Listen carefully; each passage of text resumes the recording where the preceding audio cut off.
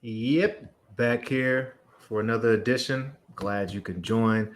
I hope that the content we share today is going to be helpful to you. And I'm just going to jump right into it. Well, a question I get asked quite often is if you are the executor in a probate, meaning you have a will, a verified will, when can you sell property if there's property within the estate?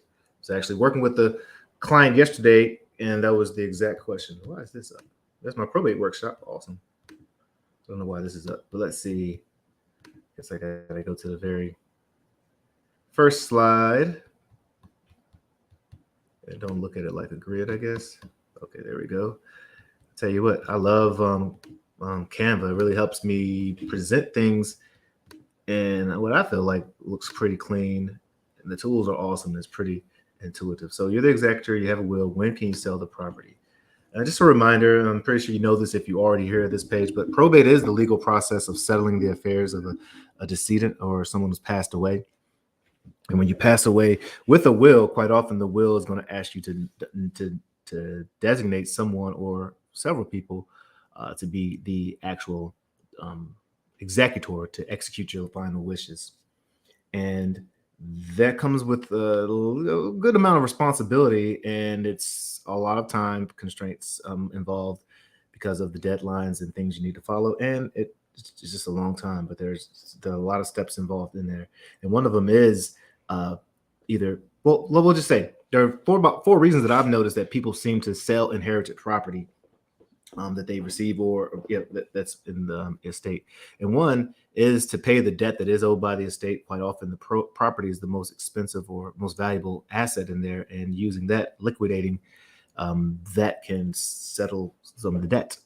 It also may be the wish of the person who passed away. They may want the property to be sold. Perhaps they want to distribute inheritance and things of that nature. But if it's in the wishes of the last will and testament, that could be a reason. And again, it kind of goes into number 3, distributing inheritance, if that's something someone wants to do.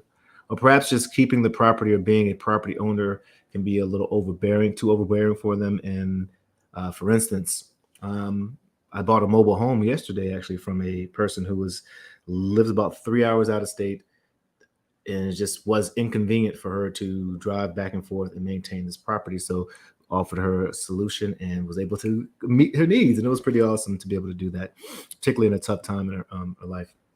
But let's go ahead and look at what were some reasons people can move forward with the sale.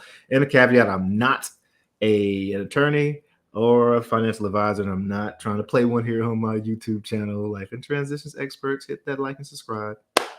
However, I am committed to helping many people as possible by sharing my experience. And these are some things that I've learned over time. Some deals that I've done, and some just from working with some awesome folks in this family estate law space.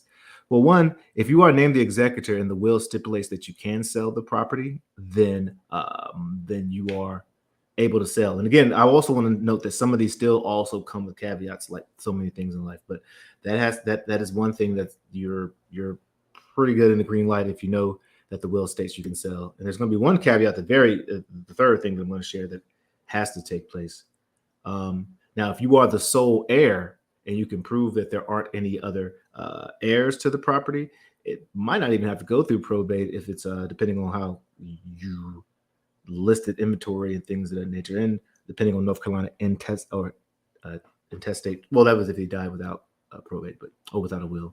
But if the will doesn't indicate and it says you're the sole heir, or the will indicates that you are the sole heir, then you have the ability to move forward without necessarily getting court approval. But this is what you're going to run into. Quite often, you're going to run into title companies that are used to provide title insurance, or closing attorneys to provide insurance to the new buyer that this property, no one owes anything else on it, and they own it free of any judgments, as with the exception of maybe they're getting a mortgage or a new loan or something like that.